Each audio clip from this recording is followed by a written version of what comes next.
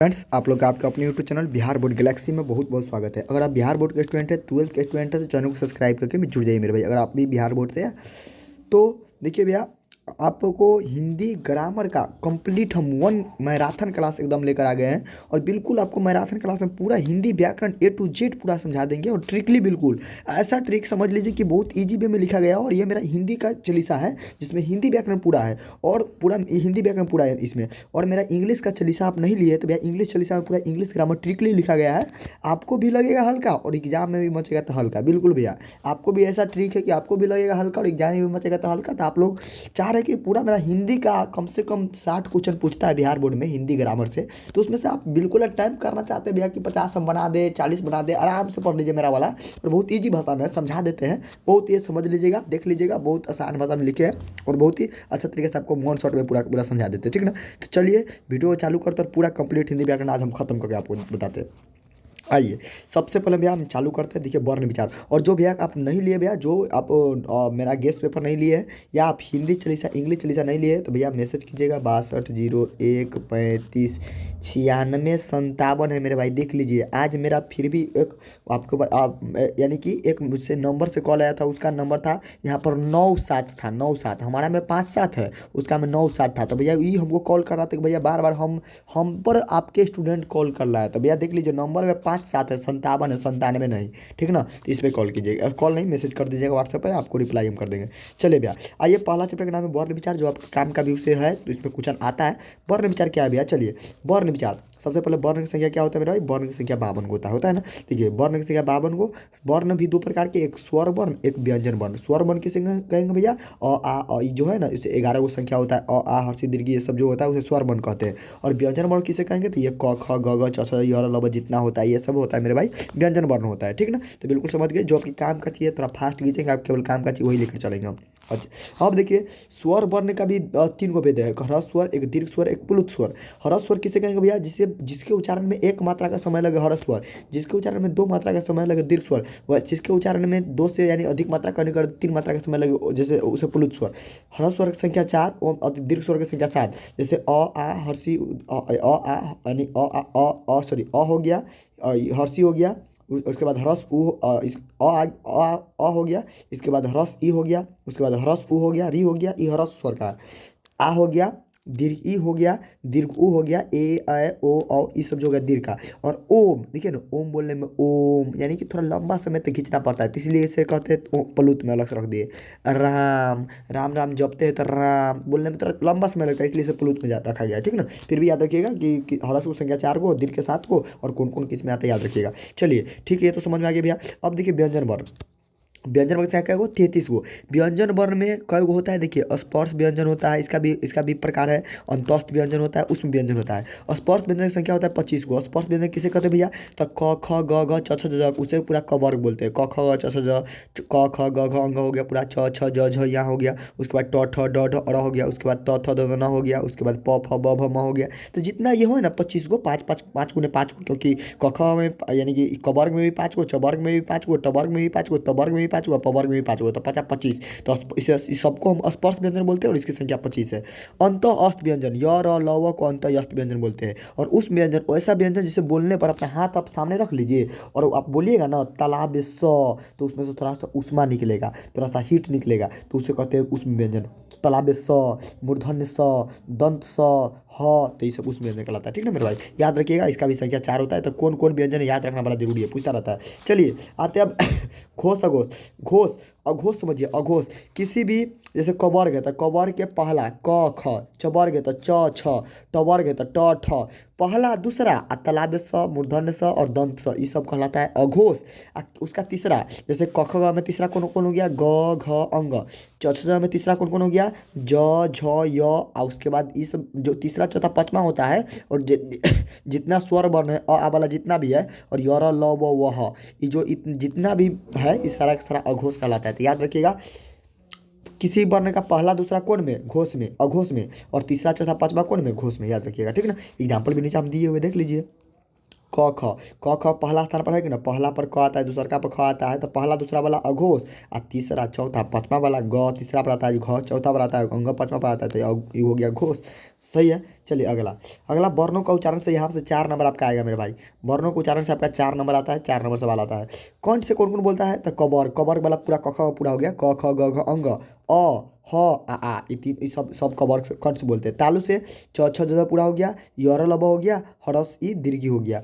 मूर्धा से ट ठ ड पूरा हो गया, जिसे टवर्ग बोलते हैं, र री आप मूर्धन्य स। दंत से तवर्ग हो गया पूरा, आ ल आ स ई दंत से होता है। ओठ से पवर्ग हो गया पूरा, हरस उ और दीर्घो ई ओठ से। और कंठ तालब है, कंठ और तालु के मेल से बोलते हैं उसे कौन कौन है, ए ऐ।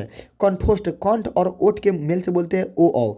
दांत और ओष्ठ के अति प्रयोग करके बोलते हैं उसका नाम है हुआ। ठीक ना, तो याद रखिएगा ई कैटेगरी वाला इंपॉर्टेंट है, बहुत इंपॉर्टेंट है, और 4 नंबर आपका लगभग आता है। इधर वाला शायद पूछता है, ये पूछता रहता है। ठीक ना, तो कौन किस में आता है, तो कंठ वाला कवर्ग वाला में, अति चवर्ग वाला तालु से, टवर्ग वाला मूर्धा से, और तवर्ग वाला दंत से, और पवर्ग वाला ओष्ठ से। बाकी बात जो भी एक्स्ट्रा ये सब लिखे हुए हैं यहाँ पर इस साइड आपको एक्स्ट्रा जो दिख रहा है ये सब, इसको याद रखिएगा कौन कहाँ से कैसे बोला जाता है। ठीक ना, चलिए अगला आगे चलते हैं हम लोग। आप क्लियर है, पहला टॉपिक और हमारा खत्म हुआ। दूसरा, दूसरा संज्ञा है। देखिए मेरे भाई, संज्ञा, संज्ञा समझिए, संज्ञा, संज्ञा देखिए एक बात समझिए, संज्ञा जो दिया गया है तो आपको छिप यानी कि संज्ञा है, संज्ञा के सबसे पहले 5 गो भेद होता है मेरे भाई। कौन कौन होता है, व्यक्तिवाचक, जातिवाचक, समूहवाचक, द्रव्यवाचक और भाववाचक, है कि ना। अच्छा, व्यक्तिवाचक किसे कहेंगे भैया, तो किसी व्यक्ति, वस्तु, स्थान, नदी, पर्वत, कोई किताब के स्पेशल नाम, ये सब रहे ना, कोई भी किसी का नाम रहे तो उसे व्यक्तिवाचक कहेंगे। जैसे मोहन, सोहन, सीता, गीता, बिहार, सीतामढ़ी, छपरा, आरा, ये सब जिला का नाम, कोई भी चीज़ का नाम रहे तो उसे क्या बोलते हैं, व्यक्तिवाचक। जैसे भारत देश का नाम है, गंगा नदी का नाम है, हिमालय पर्वत का नाम है, नरेंद्र मोदी प्रधानमंत्री का नाम है। देखिए रविवार दिन का नाम है, जनवरी महीना का नाम है। अच्छा, तो ये सब होता है व्यक्तिवाचक। देखिए अगर हम बोलेंगे, जैसे बोलेंगे लड़का, तो लड़का कौन लड़का पता ना है, तो न पता है तो जातिवाचक, और लड़का का नाम बोल देंगे रोहन, सोहन, तो ये हो गया व्यक्तिवाचक। अब बताइए संतोष पागल, हाँ संतोष पागल कौन में आएगा, बताइए। संतोष पागल नाम है भैया, संतोष तो नाम है ना, नाम है तो व्यक्तिवाचक में आएगा ना। अच्छा समझ गए। अच्छा अब अगला ध्यान दीजिए, अब आगे ध्यान दीजिए, जातिवाचक, जातिवाचक मेरे भाई, जातिवाचक, जातिवाचक देखिए जिससे संपूर्ण जाति का बोध हो, या पेशा वाला पद, पेशा वाला हो या पद वाला। जैसे कहेंगे डॉक्टर, शिक्षक। अब डॉक्टर बोलने से कौन पता चलता है कि कौन डॉक्टर, शिक्षक बोलने से पता चलता है कोई शिक्षक। अब यही में बोल देंगे, मान लीजिए हम बोल देते हैं प्रधानमंत्री, कौन प्रधानमंत्री पता ना, यही में तो प्रधानमंत्री न पता चले तो जातिवाचक। और बोल देंगे नरेंद्र मोदी, और बोल देंगे इंदिरा गांधी, तो ये सब नाम ले लिए, तो नाम ले लिए तो कौन हो जाएगा, अति व्यक्तिवाचक। हम बोल देंगे, हम मान लीजिए हम बोल देंगे राष्ट्रपति, तो राष्ट्रपति कौन राष्ट्रपति अभी मालूम नहीं है, राष्ट्रपति कौन राष्ट्रपति पता नहीं, तो राष्ट्रपति पद का नाम है, कौन राष्ट्रपति किसी को डिनोट नहीं कर रहा है, तो राष्ट्रपति जो शब्द हुआ ये जातिवाचक। लेकिन नहीं में ले लेंगे द्रौपदी मुर्मू, उसके बाद और ले लेंगे राजनाथ सिंह, तो ये सब नाम है, तो नाम है तो कौन जाएगा, व्यक्तिवाचक। समझ गए ना। अच्छा उसी प्रकार लिखिए गाय, प्रधानमंत्री, शिक्षक, किताब, प्रधानाध्यापक। देखिए नदी लिख दिए तो फिर भाई नदी लिख दिए तो नदी हो गया जातिवाचक, लेकिन नदी का नाम लीजिए ना, कोई गंगा, यमुना, सरस्वती, तो ये सब हो गया व्यक्तिवाचक। पर्वत, पर्वत लिख दिए तो जातिवाचक, लेकिन पर्वत का नाम लीजिए ना, हिमालय, विंध्याचल, कोई भी पर्वत चोटी का नाम लिया गया, कोई भी, यानी कि इस जो भी नाम लेंगे तो क्या होगा, व्यक्तिवाचक। जब जाति रहेगा तो जातिवाचक। अच्छा दिन, दिन रात, देखिए दिन रात पता, अगर कहेंगे दिन महीना, तो कौन दिन कौन महीना पता ना है, तो न पता तो जातिवाचक। दिन के नाम रविवार, सोमवार, मंगलवार, ये सब पता है, जनवरी, फरवरी, मार्च, तो ये सब व्यक्तिवाचक। समझ गए ना। चलिए आगे आगे बढ़ते हैं हम लोग। समूहवाचक, समूहवाचक, समूहवाचक वैसा जिससे पूरे समूह का बोध हो जाए। जैसे भीड़, सेना, गुच्छा, गिरोह, मेला, परिवार, कक्षा, सभा, दल, ये सब जितना भी होता है तो इस समय सबसे भीड़ का बोध होता है। भीड़, सेना, सेना एगो ना, सेना कहलाता है जब झुंड में रहता है पुलिस लोग तब। गुच्छा, गिरोह मिस होता है, डाकुओं का गिरोह। अच्छा उसके बाद मेला, मेला में एगो आदमी नहीं रहता है, एक से अधिक रहता है, यानी कि समूह रहता है। परिवार, परिवार एक आदमी से परिवार नहीं बनता है, बहुत सारे सदस्य से मिलकर एक परिवार का निर्माण होता है। कक्षा, कक्षा में बहुत सारे स्टूडेंट रहते हैं, तो कक्षा ये सब सभा, ये सब समूह का बोध करा रहा है। सभा, दल, दल में टीम हो गया, समूह हो गया, तो ये सब देख रहे हैं, तो ये सबसे भीड़ का पता चलता है, समूह का पता चलता है, इसलिए समूहवाचक।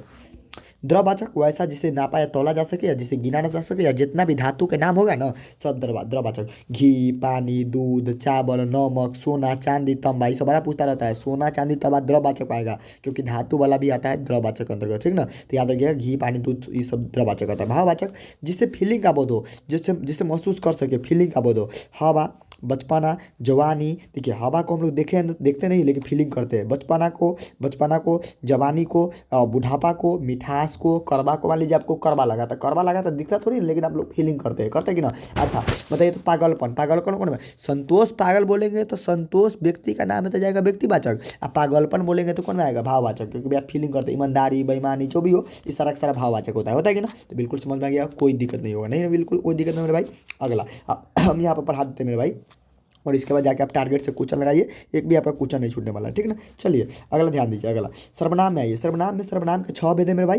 पुरुषवाचक, निश्चयवाचक हो गया, उस पुरुषवाचक, निश्चयवाचक। उसके बाद समझिए अगला जो है सर्वनाम का, देखिए यहाँ पर लिखा हुआ है, और निश्चयवाचक, संबंधवाचक, प्रश्नवाचक, निजवाचक। सर्वनाम के 6 भेद। तो भैया पढ़ेंगे कैसे? देखिए एक बार में याद आपको करा देते हैं। देखिए सर्वनाम के 6 भेद है। सबसे पहला पुरुषवाचक किसे कहेंगे भैया? तो मैं, वह, तुम, हम लोग, ये सब शब्द लगा रहेगा ना तो उसे पुरुषवाचक कहेंगे। जैसे लिख रहे हैं मैं पढ़ रहा हूँ, तो मैं शब्द लिखा हुआ है ना, तो मैं, वह, तुम, हम लोग ये सब रहे तो पुरुषवाचक सर्वनाम कहलाएगा। तो मैं पढ़ रहा हूँ तो इसमें मैं लगा हुआ है तो पुरुषवाचक सर्वनाम है।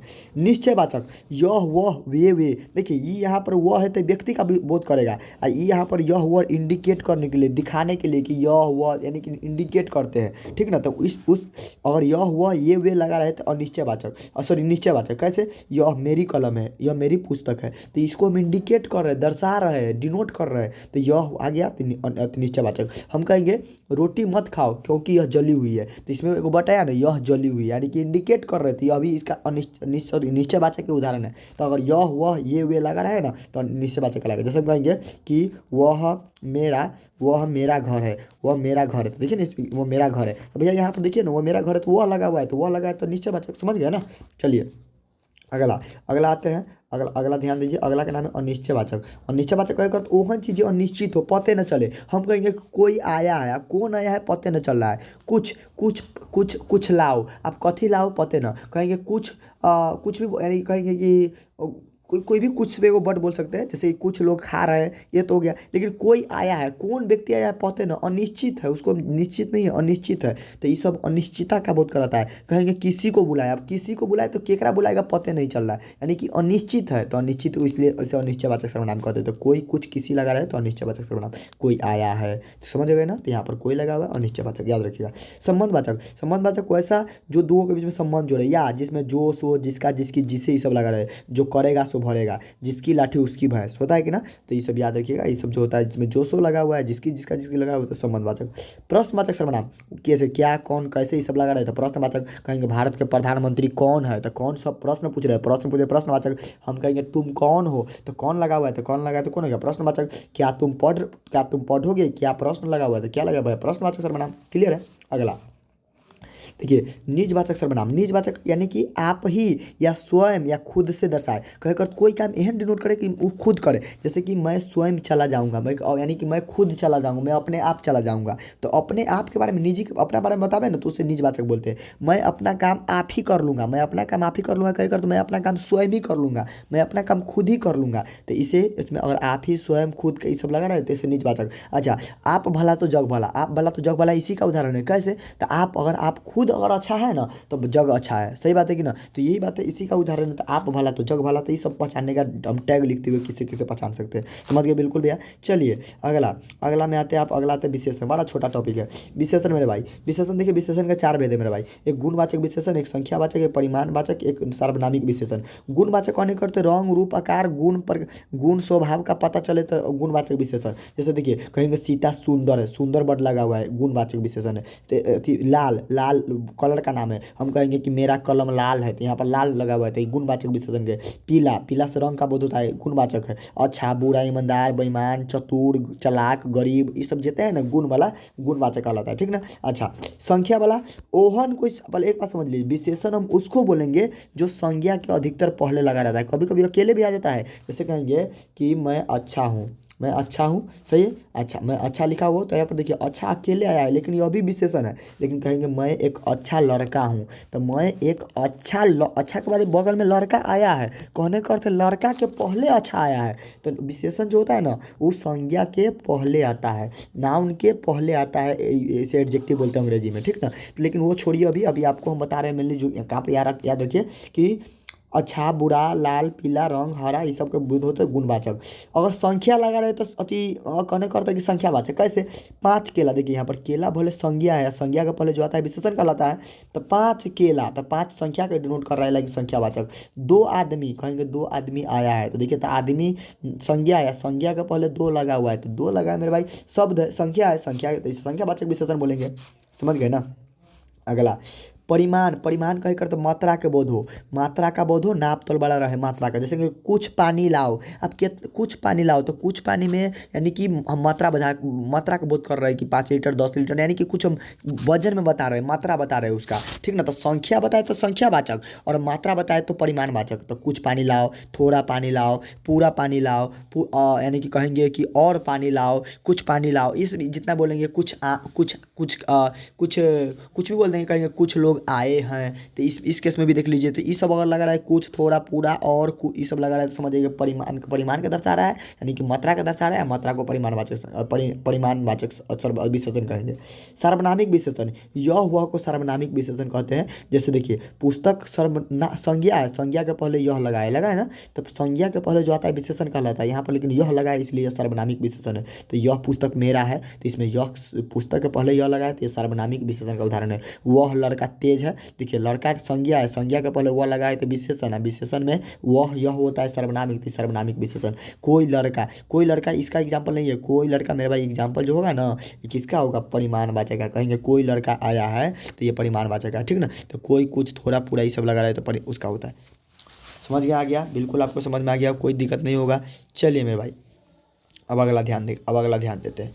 चलिए अच्छा, अब अगला अगला देखिए कारक, कारक कारक कारक कारक कारक, इन्हें ध्यान दीजिए। कारक, कारक मेरे भाई कितना प्रकार का होता है। कारक का कारक का 8 भेद होता है ना, सबको पढ़ा है आप लोग 10वां की संस्कृत में जरूर पढ़े होंगे कारक के। तो कर्ता ने, कर्म को, करण से, संप्रदान के लिए को, अपादान से, सभी संबंध काके की अधिकरण में पर संबोधन है होता है ना। आप लेकिन दो चीज़ समझिए जो बहुत इंपॉर्टेंट है, करण से अपादान से, दोनों में सेम से आता है, लेकिन एक तो जुड़ाव आएगा एक तो अलगाव आएगा। जैसे देखिए मैं लिखता हूँ भैया कि मैं लिखता हूँ कि मैं कलम से लिखता हूँ, मैं कलम से लिखता हूँ। देखिए इसमें वो वर्ड आया से, सॉरी एक आ गया, लिखता हूँ, मैं कलम से लिखता हूँ। इसमें कारक चिन्ह कौन आया, से।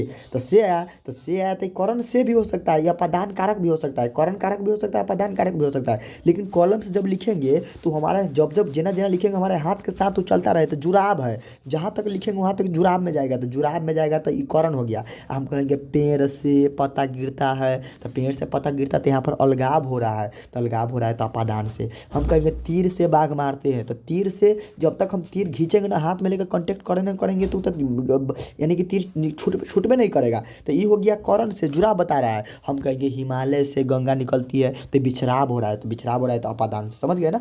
कर्ता ने कर्म कोई सब तो सारे बात आप लोग जानते ही है। देखिए जैसे हम लिखे वह छत पर खड़ा है, तो यहाँ पर लगाए तो लगाए तो अधिकरण में पर, तो बिल्कुल समझ में आ गया होगा। तो कारक तक हम पढ़ा दिए, 5 गो टॉपिक हम पढ़ा दिए बहुत ही ईजी भाषा में। और अब देखिए बहुत ही ईजी भाषा है, 5 को पढ़ा दिए। अब बच गया आपके पास बहुत ही कुछ ही बच गया, यानी कि टोटल कितना टॉपिक है, टोटल आपको 13 टॉपिक पढ़ना है। तो 5 को टॉपिक हम आज कवर कर दिए। अगला वन शॉट एक पार्ट 2 वीडियो आन देंगे इसका, और पूरा पूरा खत्म कर देंगे, ठीक ना। चलिए सब फिर मिलते हैं अगले वीडियो में। सभी को जय हिंद, जय भारत, वंदे मातरम। एक बार और बोलते हैं, ये हिंदी चालीसा है, इंग्लिश चालीसा आप नहीं लिए मेरे भाई तो ले लीजिएगा, मेरा नंबर पर कॉन्टैक्ट कर लीजिएगा, 6201359657 नंबर भी लिखा हुआ है यहाँ पर देख लीजिए, तो ठीक ना। कॉन्टैक्ट कर लीजिएगा, आपको मिल जाएगा सारा का सारा। चलिए फिर मिलते हैं अगले वीडियो में। सभी को जय हिंद, जय भारत, वंदे मातरम।